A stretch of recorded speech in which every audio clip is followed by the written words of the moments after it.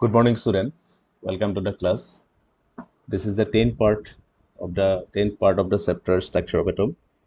And in this part, we'll discuss about the quantum mechanical model of atom. So, failure of Bohr's concept, development of quantum mechanical model. So, Bohr's theory was rejected on the basis of two hypotheses. One is proposed by de Broglie, and the other one was proposed by Heisenberg. Okay. So Bohr's model of atom not only ignores the dual behavior of matter proposed by de Broglie, but also contradicts the Heisenberg uncertainty principle proposed by the Heisenberg. Okay, uncertainty principle proposed by Heisenberg. So after the development of Heisenberg uncertainty principle and de Broglie's hypothesis, the Bohr's theory of hydrogen atom got rejected. Now, the classical mechanics, we have already discussed that there is a competition between the classical mechanics and quantum mechanics. What is classical mechanics? Classical mechanics based on Newton's law of motion, okay, which can successfully describe the motion of all macroscopic objects, which have essentially a particle-like behavior. However, it fails when applied to microscopic objects like electron, atom, molecule, etc. This is mainly because of the fact that classical mechanics ignores the concept of dual behavior and the uncertainty principle. So classical mechanics, that means classical physics, which was based on the Newton's law of motion, they can successfully describe the motion of macroscopic objects. Macroscopic means large objects. For example, falling of a stone, okay, can be easily explained by Newton's law because stone is a macroscopic quantity. And the macroscopic matters, macroscopic substances act like a particle, because as we have discussed in the last class, the wave associated with that macroscopic particle has no meaning, practically no meaning. That means large particles, the wave nature of the large particle is not considered, okay, because wavelength is so small that we cannot observe the wave nature of the large particle. So dual nature is not applicable for dual nature of matter is not applicable for large particles. But the small particles like atoms, electrons, molecules, etc., they have perfectly dual nature.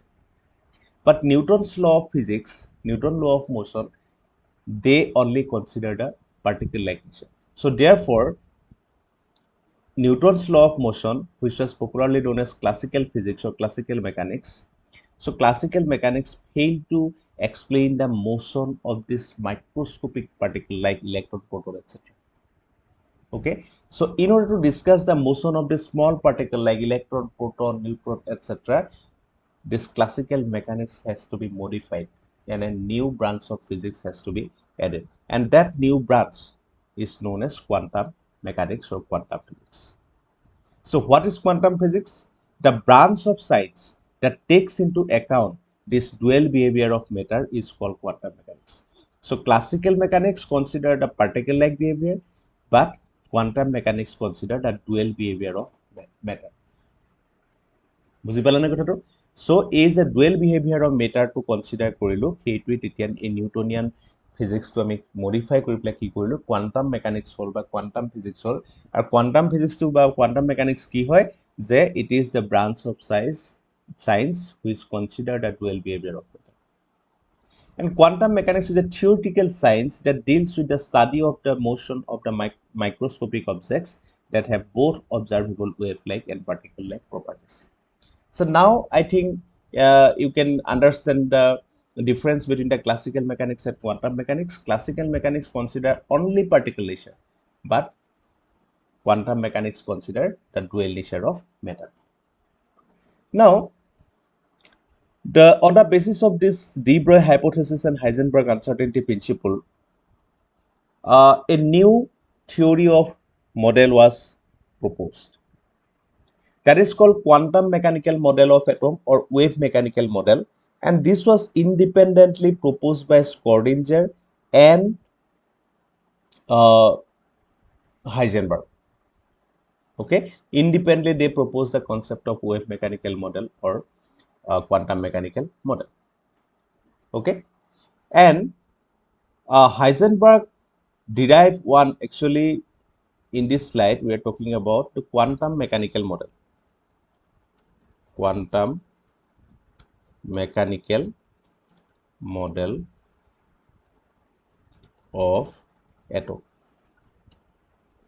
Okay, so this quantum mechanical model was proposed by Heisenberg and Schrödinger. Okay, so according to this model, the motion of electron inside the atom could be described in terms of a mathematical function called wave function. It is represented by psi, Greek letter psi. The wave functions are assumed to contain all the information about the electron and are obtained by solving a differential equation called Schrödinger wave equation.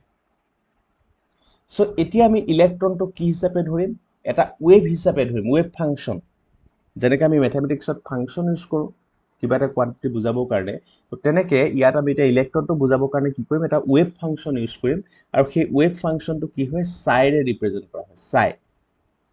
আৰু এই চাইটো কি হয়, তাৰ what is the physical significance of this wave function psi, this wave function চাই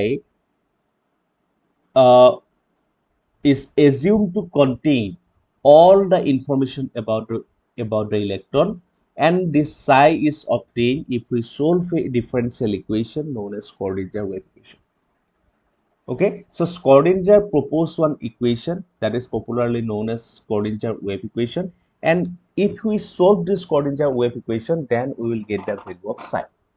So the Schrödinger equation is written as H psi equal to E psi, where H is a mathematical operator called Hamiltonian.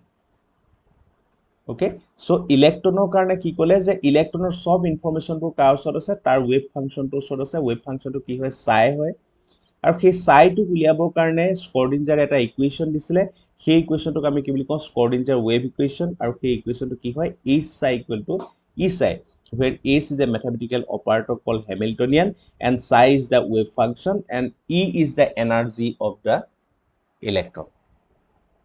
Okay, an atomic orbital is the wave function psi for an electron in an atom. Whenever an electron is described by wave function, we say that the electron occupies that orbital. Now we are defining a new term, orbital. Orbital mane ki bujisu ami etia, যে an atomic orbital is the wave function psi for an electron in an atom.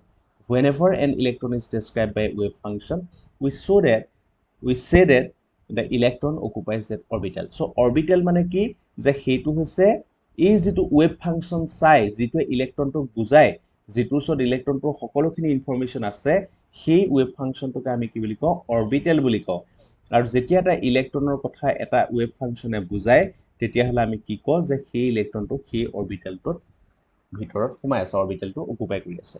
So orbital মানে কি, এইটো হৈছে এটা এনেকুৱা এটা বস্তু য'ত ইলেক্ট্ৰনৰ বিষয়ে সকলো ধৰণৰ ইনফৰমেশন তাত সোমাই থাকে, আৰু ই এটা কি হয়, পিছত আমি ডিফাইন কৰিম কি হয় অৰবিটেল, পিছত ভালকে বুজি পাবা। সো ইয়াৰ এটা জাস্ট এটোই জানি থোৱা যে অৰবিটেল মানে হৈছে এই wave function psi. Since many such wave functions are possible for an electron, there are many atomic orbitals in atom. So ইলেক্ট্ৰনৰ কাৰণে বেলেগ বেলেগ আমাৰ ওয়েভ ফাংশনস আহিব পাৰে। সো সেই বেলেগ বেলেগ ওয়েভ ফাংশনৰ কাৰণে কি হ'ব, বেলেগ এটমিক অৰবিটেল আমি পাম। এতিয়া মই এইখিনিতে তোমালোকক এটা কথা কৈ লৈছো যে কোৱান্টাম মেকানিকেল মডেল অফ এটমটো আমি অকমান বুজিবলৈ দিগদাৰ পাব পাৰো, কাৰণ কেলে ইয়াৰ বহুতখিনি কথা আমি অকল থিওৰিটিক্যালিহে ক'ব পাৰো, ইয়াত প্ৰেক্টিক্যাল এক্সপ্লেনেশ্যন প্ৰেক্টিক্যালি ইয়াক আমি উলিয়াব নোৱাৰো। আমি এইটো বস্তু কমপ্লিটলি মেথমেটিক্যাল ইকুৱেশ্যনৰ ওপৰত বেছ কৰি কৰা এটা মডেল। ওকে, কোৱান্টাম মেকানিকেল মডেলটো হৈছে কমপ্লিটলি মেথমেটিক্সৰ ওপৰত বেছ কৰি কৰা মডেল। যিবিলাক মেথমেটিক্স ইয়াৰ ভিতৰত কেলকুলেশ্যনত সোমাই আছে, সেই মেথমেটিক্সবিলাক আমি এতিয়ালৈকে পোৱা নাই। সো পোৱা নাই কাৰণে আমি অকল কথাখিনিহে ইয়াত দিছো, তাৰ যিখিনি মেইন মেথমেটিক্যাল এক্সপ্লেনেশ্যনখিনি আছে সেইখিনি আমাক চেপ্টাৰটোত নালাগে। ঠিক আছে, সো সেইকাৰণে যেহেতু আমি মেথমেটিক্যাল পাৰ্টটো স্কিপ কৰিছো, অকল কথাখিনি কৈছো, সো সেইকাৰণে দুই এটা কথা হয়তো বুজাত তোমালোকৰ অসুবিধা হ'ব পাৰে, কিন্তু এই বস্তুটো পৰীক্ষাৰ কাৰণে ইমান ইম্পৰ্টেণ্ট নহয়, কিন্তু আমি জাস্ট বস্তুটো জানিব লাগে। ঠিক আছে সো এতিয়া তোমালোকে কি আইডিয়া পাইছা যে ইলেক্ট্ৰন মানে এটা জাস্ট ৱেভ ফাংচন সেই ৱেভ ফাংচনটো ইলেক্ট্ৰনৰ বিষয়ে সকলোখিনি কথা ক'ব পাৰে আৰু সেই ৱেভ ফাংচনটোকে আমি কি বুলি কওঁ সাই বুলি কওঁ সেইটোকে আমি কওঁ কি অৰবিটেল বুলিও কৈছো আৰু সেই সাইটো ক'ৰ পৰা পাম ভ্যালুটো ইলেক্ট্ৰনটোৰ কাৰণে সাই ভ্যালুটো ক'ৰ পৰা পাম এটা ইকুৱেশ্যন আছে ইকুৱেশ্যনটো দিছিলে স্কৰ্ডিঞ্জাৰে h psi equal to e psi সেই ইকুৱেশ্যনটো যদি আমি সলভ কৰোঁ তেতিয়াহ'লে আমি তাৰ পৰা সেই সাই ভ্যালুটো আমি পাম আৰু এটা ইলেক্ট্ৰনৰ কাৰণে যেটো মেনি ৱেভ ফাংচন পসিবল হয় so therefore different atomic orbitals এটা এটমৰ কাৰণে আমি পাব পাৰোঁ ঠিক আছে এইখিনি হৈছে কথা এতিয়া আহিলে যে কনসেপ্ট অফ অৰবিটেল মানে আমি কি বুজি So the probability of finding the electron at a point within an atom is proportional to the square of the orbital wave function, that is modulus of psi square at that point. Modulus of psi square is known as the probability density and is always positive. From the value of psi square at different points within an atom, it is possible to predict the region around the nucleus where the electron will most probably be found. কি হল কথাটো চোৱা আৰম্ভণি পৰা চোৱা electron ক'ত আছে আমি এটা নাজানো কি কাৰণে নাজানো because according to Heisenberg we cannot determine the exact position and momentum of an electron so therefore we cannot say in which path the electrons are moving.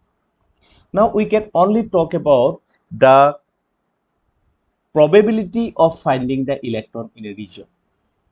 ঠিক আছে ইলেক্ট্ৰনৰ বিষয়ে ইনফৰমেশন কাৰ ওচৰত আছে ৱেভ ফাংচনটোৰ ওচৰত আছে ৱেভ ফাংচন মানে কি সাই সেই সাইটোকে যদি আমি ম্যাথমেটিক্যালি তাক কি কৰো স্কয়াৰ কৰি দিও মডুলাস অফ সাই স্কয়াৰ ল মডুলাস মানে তাৰ অকল পজিটিভ মিনিং দিও লৈছো সো যদি আমি মডুলাস অফ সাই স্কয়াৰ ল এই টাৰ্মটোৰ ফিজিক্যাল সিগনিফিকেন্সটো কি হয় যে মডুলাস অফ সাই স্কয়াৰ আমাক কি দিব যে এটা জায়গাত সেই ইলেক্ট্ৰনটো থকাৰ প্ৰবেবিলিটি কিমান আছে সেই কথাটো আমাক এই ম্যাথমেটিক্যাল ফাংচনটো আমাক দিব বুজি পালানে যে আমি যেতিয়া এটা এটমৰ কাৰণে স্কৰ্ডিঞ্জাৰ ইকুৱেশ্যনটো সলভ কৰিম আমি কিহৰ ভ্যালু পাম সাই ভ্যালু পাম সাইৰ ওচৰত কি থাকিব ইলেক্ট্ৰনৰ বিষয়ে সকলো ধৰণৰ ইনফৰমেশন বিলাক সাইৰ ওচৰত থাকিব আৰু সেই সাইটোক যদি আমি স্কয়াৰ কৰো আৰু তাৰ যদি পজিটিভ ভ্যালু বিলাক ল হি আমাক কি দিব it will give us the probability of finding the electron in a particular region okay and সেই ৰিজনটো ইলেক্ট্ৰনটো পোৱাৰ probability আমাক মডুলাস অফ সাই স্কয়াৰ দিব আৰু এই বস্তুটোক আমি কি বুলি কওঁ probability density বুলি কওঁ যে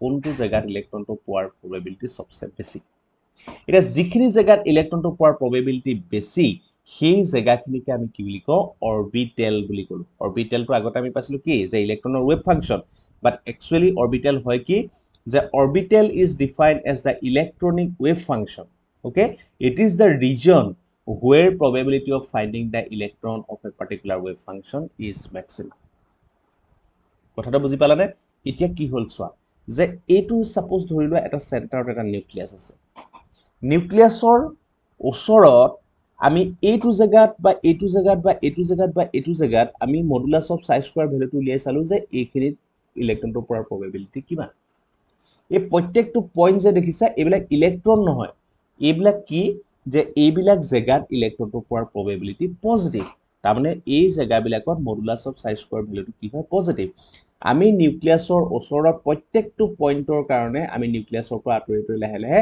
আমি মডুলাস অফ সাই স্কয়াৰ ভ্যালুটো চাম যতে modulus of psi square value positive হয় তাতে আমি কি কম এটা ডট কাটি দিম তাৰ মানে কি বুজিলো যে সেই জায়গাটোকাত ইলেক্ট্ৰনটো পোৱাৰ probability আছে আৰু তাৰ পৰা আমি কি কৰিম যে যেটো জায়গাত ইলেক্ট্ৰন পোৱাৰ probability সবতছে বেছি সেই জায়গাটোকে আমি ৰাউন্ড কৰি দিম আৰু সেই জায়গাটোকে আমি কি বুলি কওঁ অৰবিটেল বুলি কওঁ কথাটো আইডিয়াটো বুজি পাইছে তে ইলেক্ট্ৰনৰ আইডিয়াটো যে অৰবিটেল কি বস্তু আগৰ পাৰ্টখিনি বাদ দিয়া এই পাৰ্টখিনি আমি ম্যাথমেটিক্যাল যিখিনি কথা কৈছো ইয়াত কোৱান্টাম মেকানিক্যাল মডেলৰ প্ৰথম পাৰ্টখিনি কি আমাক ইম্পৰ্টেন্ট নহয় আমাক ইম্পৰ্টেন্ট বস্তু স্টাৰ্ট হৈছে অৰবিটেলৰ পৰা অৰবিটেলৰ কনসেপ্ট আমি বুজিব লাগে সো অৰবিটেল মানে কি যে ইলেক্ট্ৰনৰ প্ৰথম কথা হল কি যে সাই গম পালা সাই মানে হৈছে wave function modulus of psi square হলে আমাক কি দিব probability of finding the electron in a particular region আমাক দিব আৰু সেই মডুলাস অফ সাই স্কয়াৰ আমাক দিব যে probability of finding the electron in a particular region আৰু আমি মডুলাস অফ সাই স্কয়াৰ ভ্যালুটো লৈ কি কৰিলো যে ইলেক্ট্ৰনৰ কাৰণে মোস্ট প্ৰবেবল এৰিয়া কোনটো হ'ব সেই এৰিয়াটো আমি বাছি উলিয়ালো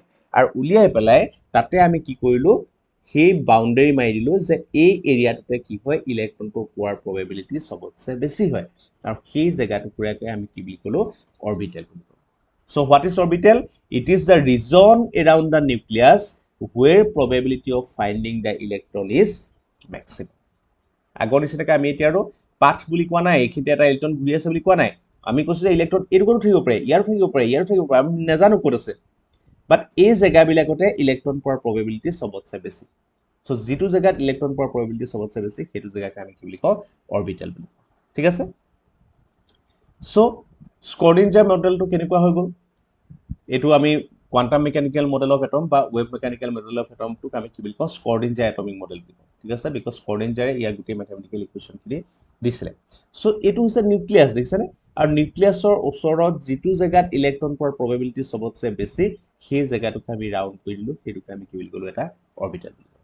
সো চবত যে এনেকৈ স্ফেৰিকেলি ইলেক্ট্ৰনবোৰ পাম তেনেকুৱা কথা নহয়, ক'ৰবাত দেখিবা যে ইলেক্ট্ৰনবোৰ এনেকৈ টাইপত আছে, ওপৰত আছে আৰু তলত আছে, এই মাজৰ জেগাত নাই, তেতিয়াহ'লে আমি অৰবিটেলটো কেনেকৈ বনাম, এই যিটো জেগাত পোৱাৰ প্ৰবেবিলিটি আছে সেইটো জেগাত আমি ৰাউণ্ড আপ কৰিম।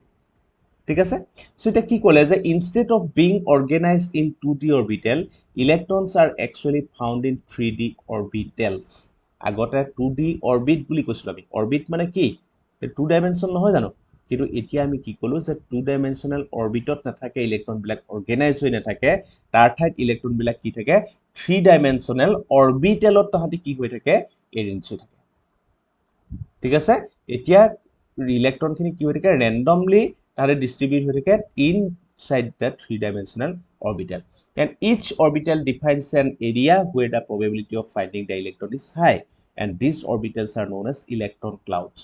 So এই অৰবিটেলবিলাকক আমি কি বুলি কওঁ, ইলেক্ট্ৰন ক্লাউডছ, আৰু এই জেগাটোক আমি কি বুলি কৈছোঁ, ইলেক্ট্ৰন ক্লাউড ডেঞ্চিটি, কাৰণ এই জেগাটোৰ যিটো ইলেক্ট্ৰন পোৱাৰ পচিবিলিটি সেইটো আমি চবচে বেছি, এইখিনিক আমি কি বুলি কওঁ, ইলেক্ট্ৰন ক্লাউড বুলি কওঁ, ইলেক্ট্ৰন ক্লাউড। ঠিক আছে, ক্লাউডৰ নিচিনা হৈ আছে নাই, তো এইটোক আমি কওঁ ইলেক্ট্ৰন ক্লাউডছ। বুজি পাইছেনে কথাটো এতিয়া অলপকে? এতিয়া আমি চাওঁ যে অৰবিট আৰু অৰবিটেলৰ মাজত ডিফাৰেঞ্চ কি। আগতে আমি কৈছিলোঁ অৰবিট, আৰু এতিয়া আমি কি কৈছোঁ, অৰবিটেল। ডিফাৰেঞ্চটো কি, যে অৰবিট মানে কি হৈছে যে এটা 2 ডাইমেনশ্যনেল পাথ, 2 ডাইমেনশ্যনেল পাথ, বাট অৰবিটেলছ মানে আমি কি বুজিছোঁ, এটা it is a 3 dimensional path, এটা ৰিজন। ঠিক আছে, এইটো আমি পাথ বুলি ক'ব নোৱাৰোঁ, actually it is a reason. Okay, orbital বুলি কৈ দিয়াৰ লগে it has a fix distance from the nucleus, কাৰণ তাৰ এটা ফিক্স নেচাৰ আছে নাই, যে এটা ফিক্স বাউণ্ডেৰী আছে। চ' ইয়াৰ কি হয়, নিউক্লিয়াছৰ পৰা একদম ডাইৰেক্টলি ডিষ্টেঞ্চটো আমি কেলকুলেট কৰিব পাৰোঁ, ৰেডিয়াছ উলিয়াব পাৰোঁ, কাৰণ এইটো স্ফেৰিকেল, এটা ডিস্ক্ৰিট জিঅ'মেট্ৰি আছে। চ' ইয়াৰ পৰা ডাইৰেক্টলি আমি ডিষ্টেঞ্চটো উলিয়াব পাৰোঁ, but variable distance from the nucleus, কাৰণ নিউক্লিয়াছৰ পৰা আমি এক্সাক্টলি ৰেডিয়াছ উলিয়াব নোৱাৰোঁ, কাৰণ ইলেক্ট্ৰন ইয়াতো থাকিব পাৰে, ইয়াৰো থাকিব পাৰে, ইয়াৰো থাকিব পাৰে, ইয়াৰো থাকিব পাৰে, ইয়াৰো থাকিব পাৰে। চ' এটা ফিক্স ডিষ্টেঞ্চত তাহাঁত নাথাকে। বুজি পালানে? So' variable distance from the nucleus, নিউক্লিয়াছটো এইখিনিও থাকিব, variable distance from the nucleus, তাৰমানে ইলেক্ট্ৰনটো নিউক্লিয়াছৰ একদম ছাইডতো থাকিব পাৰে, ই অকণমান দূৰতো থাকিব পাৰে, বহুত দূৰতো থাকিব পাৰে, য'ত ত'ত থাকিব পাৰে। চ' কোনো ধৰণৰ ফিক্স ডিষ্টেঞ্চ নাই। অ'কে, এণ্ড নেক্সট আহিলে চাৰ্কুলাৰ অৰ ইলিপ্টিকেল পাথ, যে আমি আইডাৰ চাৰ্কুলাৰ বুলি কওঁ বা ইলিপ্টিকেল পাথ হয় অৰবিটেলছ মানে, কিন্তু অৰবিট মানে কি হয়, ন' পাথ ভেৰিড শ্বেপ অফ ৰিজন, যে ইয়াৰ কোনো ধৰণৰ পাথ নাই। ই যে এনেকৈ মই স্ফেৰিকেল দেখাইছোঁ, চব অৰবিটেলবিলাক স্ফেৰিকেল নহয়, ক'ৰবাত দেখিবা যে সি এনেকৈ মুভ কৰিছে, ইলেক্ট্ৰনবিলাক অকল এইটো ৰিজনহে আছে। ঠিক আছে, তেতিয়া অৰবিটেলটো এনেকুৱা হ'ব দেখিবলৈ। বুজি পাইছানে? ক'ৰবাত ধৰা তুমি দেখিবা ইলেক্ট্ৰন, আমি ইয়াত দেখিছোঁ যে ইলেক্ট্ৰনবিলাক আমি স্ফেৰিকেলি পাইছোঁ, ক'ৰবাত দেখিবা যে ইয়াত এটা নিউক্লিয়াছ আছে ধৰা, আৰু ইলেক্ট্ৰনখিনি আমি এনেকৈ পাইছোঁ, এইটো ৰিজনত ইলেক্ট্ৰনখিনি আছে, এইটো ৰিজনত এনেকৈ ইলেক্ট্ৰনখিনি আছে, আকৌ দেখিবা যে তলফালে এনেকৈ ৰিজন এটা আছে। চ' আমি অৰবিটেলটো এনেকুৱা বুলি ক'ম। বুজি পাইছেনে? তো ক'ৰবাত আমি দেখিম যে অৰবিটেল ইলেক্ট্ৰনখিনি নিউক্লিয়াছৰ চাৰিওফালে এনেকৈ আছে, চাৰাউণ্ড কৰি পেলাই ইলেক্ট্ৰনখিনি আছে নিউক্লিয়াছৰ। চ' তেতিয়া আমি অৰবিটেলটো এনেকুৱা বুলি ক'ম। চ' অৰবিটেল মানে কোনো ফিক্স পাথ নহয়। এইটো যদি মই এনেকৈ দেখাইছোঁ, তাৰমানে কি, যে এইটো হৈছে ৰিজন য'ত আমি ইলেক্ট্ৰন পোৱাৰ প্ৰবেবিলিটি আমাৰ আছে। এনেকৈ ধৰণে আমি ফুট পাম, তাৰমানে কি, যে এই ৰিজনবিলাকত কি আছে, ইলেক্ট্ৰনটো পোৱাৰ প্ৰবেবিলিটি আছে। নেক্সট আহিলে যে টুৱাইচ এন স্কোৱাৰ ইলেক্ট্ৰন পাৰ অৰবিট, এই অৰবিটটোত ইলেক্ট্ৰন কিমান থাকিব, তাৰ এটা বৰে এটা কি দিছিলে, ফৰ্মুলা দিছিলে, যে twice n square, where n is the principal quantum number. So' twice n square number of electron থাকিব পাৰ অৰবিটত। কিন্তু অৰবিটেলত কেইটা ইলেক্ট্ৰন থাকিব পাৰে, মেক্সিমাম 2টা ইলেক্ট্ৰন থাকিব পাৰে। অৰবিটেল বুলি ক'লে এটা অৰবিটেলত মেক্সিমাম কিমান ইলেক্ট্ৰন থাকিব পাৰে, 2টা ইলেক্ট্ৰন থাকিব পাৰে, কিন্তু অৰবিট বুলি ক'লে তাত বহুত ইলেক্ট্ৰন থাকিব পাৰে। বুজি পাইছেনে? These are sum differences between orbit and orbital. Next কথাটো আহিলে কি, কোৱান্টাম নাম্বাৰ। এতিয়া কোৱান্টাম নাম্বাৰ কি বস্তু, যে ইলেক্ট্ৰনিক ৱেভ ফাংচন আৰ কেৰেক্টাৰাইজড বাই 4 নাম্বাৰছ কল কোৱান্টাম নাম্বাৰ। যে ইলেক্ট্ৰন এটাৰ বিষয়ে আমি জানিবৰ কাৰণে 4টা নাম্বাৰ আমি দিওঁ সেই 4টা নাম্বাৰকে আমি কি বুলি কওঁ কোৱান্টাম নাম্বাৰ বুলি কওঁ আৰু সেই 4টা নাম্বাৰৰ ওচৰতে কি আছে তাৰ ইলেক্ট্ৰন এটাৰ বিষয়ে সকলোবিলাক ইনফৰমেশ্যন থাকিব তাৰমানে আমি জানো যে ৱেভ ফাংচনৰ ওচৰত সকলোবিলাক ইনফৰমেশ্যন থাকে আৰু সেই ৱেভ ফাংচনটো ডেছক্ৰাইব কৰিবৰ কাৰণে আমি এই 4টা নাম্বাৰ দিম এই 4টা নাম্বাৰ যদি আমি দেখি যোৱাৰ লগে আমি ইলেক্ট্ৰনটোৰ বিষয়ে গোটেই ইনফৰমেশ্যনবিলাক আমি গম পাম কথাটো বুজি পালানে যেনেকৈ আমাৰ প্ৰত্যেকৰে এটা এড্ৰেছ আছে ন তোমাৰ ঘৰ ক'ত বুলি ক'লে ধৰা তুমি ক'বা যে মোৰ ঘৰ সাপোজ বোলে অমুকত ঠিক আছে এটা জেগাৰ নাম ক'বা সেই জেগাটুকুৰা বোলে কোনখন ডিষ্ট্ৰিক্টত থাকে ঠিক আছে তোমাৰ যদি মই এক্সাক্ট লোকেশ্যন জানিবলৈ হয় তেতিয়াহ'লে মোক তুমি কি ক'বা প্ৰথম তুমি ক'বা মই সাপোজ ইণ্ডিয়াৰ বাহিৰৰ মানুহজনে যদি সোধোঁ তোমাক যে তোমাৰ ঘৰ ক'ত তুমি প্ৰথম কি ক'বা যে মোৰ ঘৰ ইণ্ডিয়াত ঠিক আছে তো তোমাক এটা বিগ এটা ৰিজন মই পালোঁ যে এই ৰিজনটোৰ ভিতৰত এই ল'ৰা থাকে তাৰপিছতে তোমাক মই সুধিলোঁ তো এটা তুমি হেৰি ক'লা যে India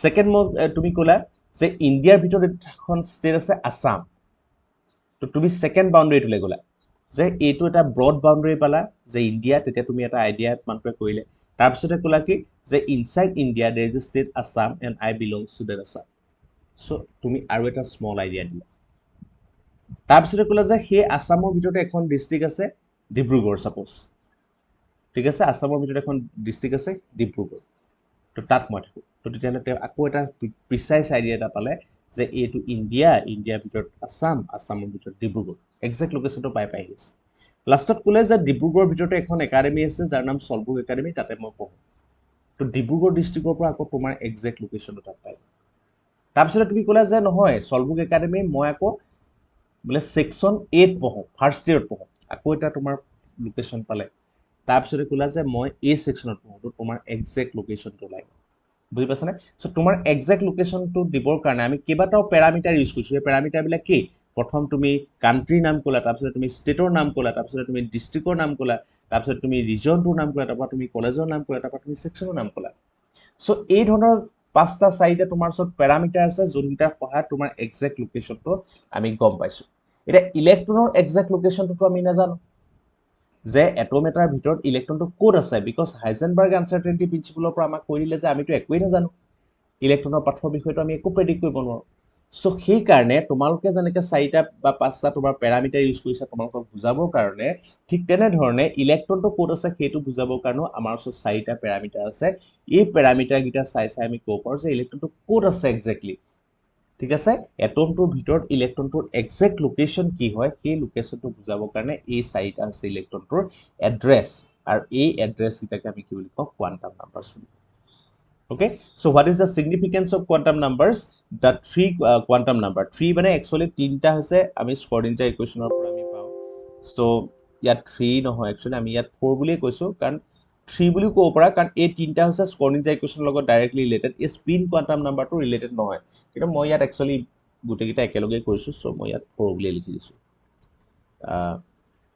4 quantum number the 4 quantum numbers describes the size, shape and orientation of the atomic orbital in space.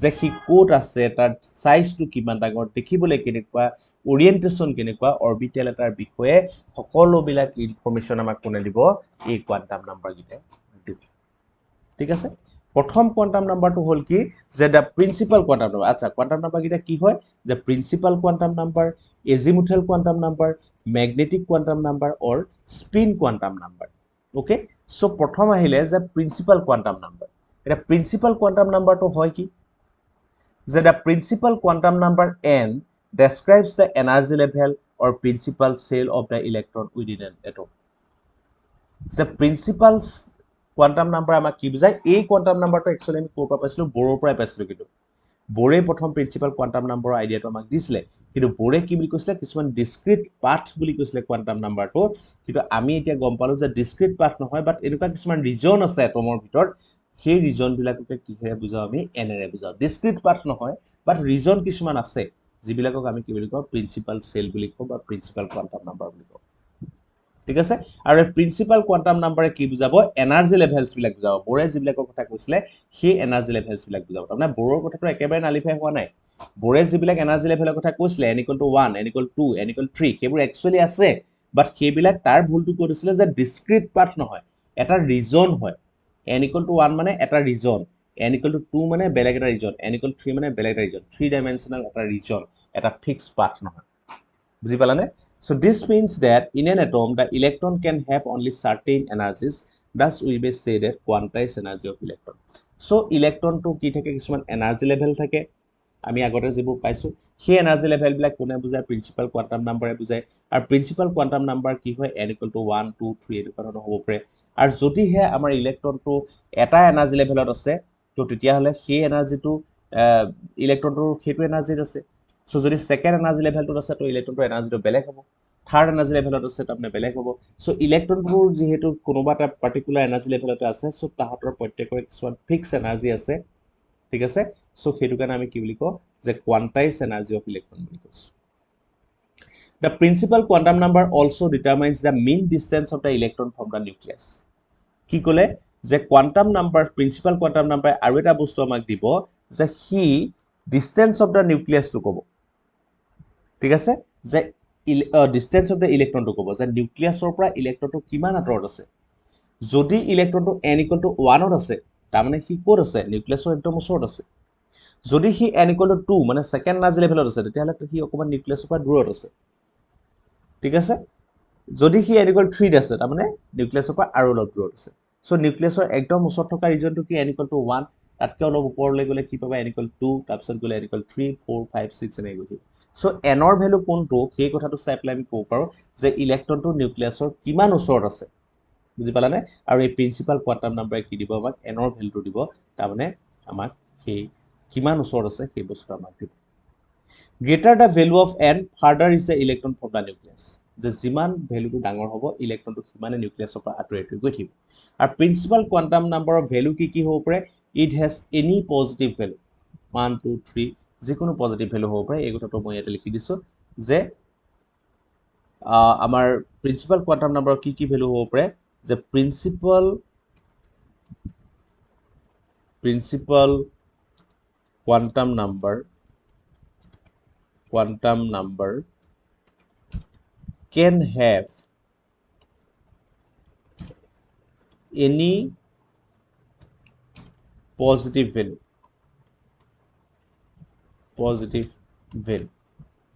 ঠিক আছে। তাৰমানে কি হ'ব পাৰে, n equal to কি হ'ব পাৰে, আমাৰ 1 হ'ব পাৰে, 2 হ'ব পাৰে, 3 হ'ব পাৰে, 4 হ'ব পাৰে, 5 হ'ব পাৰে, এনেকৈ এনেকৈ আমাৰ যিকোনো ভেলু কি কৰিব পাৰে, ল'ব পাৰে, এটচেট্ৰা, ঠিক আছে। সো প্ৰিন্সিপাল কোৱান্টাম নাম্বাৰৰ ভেলু কি হ'ব পাৰে, 1 2 3 4 5, যিকোনো positive value principal quantum number হ'ব পাৰে। লাষ্ট পইণ্টটো কি ক'লে যে each principal shell can accommodate a maximum of twice n square electron. Okay, maximum কিমান ইলেক্ট্ৰন ল'ব পাৰে, মেক্সিমাম সি ল'ব পাৰে ইলেক্ট্ৰন কিমান, twice n square. Twice n square, n মানে কি, principal quantum number. So n equal to 1 চেলটোত কিমান ইলেক্ট্ৰন থাকিব, n equal to 1 চেলটোত কিমান ইলেক্ট্ৰন থাকিব সেইটো আমি জাষ্ট টুৱাইচ এন স্কোৱাৰ ফৰ্মুলাটোত বহাই দিয়া। ইয়াত n ৰ ভেলু 1 বহা, 2 into 1 স্কোৱাৰ মানে কিমান থাকিব, 2। n equal to 2 মানে কেইটা থাকিব, 2 into 2 স্কোৱাৰ মানে কিমান হ'ব, 8। n equal to 3 হ'লে কিমান থাকিব, 2 into 3 স্কোৱাৰ মানে কিমান, 18 and so on। সো যিকোনো এটা লেভেলত তোমাৰ কিমানটা ইলেক্ট্ৰন থাকিব এনাৰ্জি লেভেলত, সেই কথাটো আমি কেনেকৈ উলিয়াব পাৰিম, সেইটো হৈছে এই ফৰ্মুলাটো টুৱাইচ এন স্কোৱাৰ, এই ফৰ্মুলাটো সহায়ত আমি পাম। সো সাপোজ মই সুধিলোঁ তোমাক যে n equal to 5ত কিমান ইলেক্ট্ৰন আছে, কিমান হ'ব, 2 into 5 স্কোৱাৰ, ঠিক আছে। 5 স্কোৱাৰ মানে হৈ গ'ল 25, 25 into 2 মানে 50। সো n equal to 5ত কিমানটা ইলেক্ট্ৰন থাকিব, টোটেল 50টা ইলেক্ট্ৰন থাকিব। বুজি পালানে? সো প্ৰিন্সিপাল কোৱান্টাম নাম্বাৰটো আমাক কি দিব, যে ই দিব যে এনাৰ্জি লেভেলছ, যে এতিয়া আমি কি গম পাইছোঁ যে এটা এটমৰ ভিতৰত নিউক্লিয়াছৰ ওচৰত কিছুমান এনাৰ্জি লেভেলছ থাকে। আগত বৰে যিবিলাকক আমাৰ অৰ্বিট বুলি কৈছিলে, সেইবোৰ এতিয়া অৰ্বিট নহয়, কিছুমান লেভেলছ হয়, কিছুমান এনাৰ্জি লেভেলছ হয়, কিছুমান ৰিজন হয়, যোনবিলাকক আমি n equal to 1 বা 2 বা 3 বা 4 বা 5 এনেকৈ দি আমি ৰিপ্ৰেজেণ্ট কৰোঁ। আৰু যিমান হেৰিটো এনৰ ভেলুটো বাঢ়ি বাঢ়ি গৈ থাকিব, সিমানে সেই এনাৰ্জি লেভেলটোৰ ডিষ্টেঞ্চটো নিউক্লিয়াছৰ পৰা আঁতৰি আঁতৰি গৈ থাকিব। সো এইখিনি হৈছে প্ৰিন্সিপাল কোৱান্টাম নাম্বাৰ। বাকী কোৱান্টাম নাম্বাৰৰ বিষয়ে মই পিছত নেক্সট ক্লাছত ডিছকাছ কৰিম। আজিৰ ক্লাছটো মই ইমানতে সামৰিছোঁ। ভিডিঅ'টো ভালকৈ চাবা, তেতিয়া লাহে লাহে বস্তুবোৰ বুজি পাবা। আমি যেতিয়া গোটেই বস্তুখিনি আজিৰ ক্লাছটোত হয়তো তোমালোকে বেছিকৈ বুজি নাপাব পাৰা, কিন্তু লাহে লাহে আমি যেতিয়া কোৱান্টাম নাম্বাৰখিনি গোটেইখিনি কৈ গৈ থাকিম, তুমি ইলেক্ট্ৰন বা অৰ্বিটেলৰ বিষয়ে গোটেই এটা ডিটেইলছ আইডিয়া পাই পেলাই গৈ থাকিবা, ঠিক আছে। Thank you very much.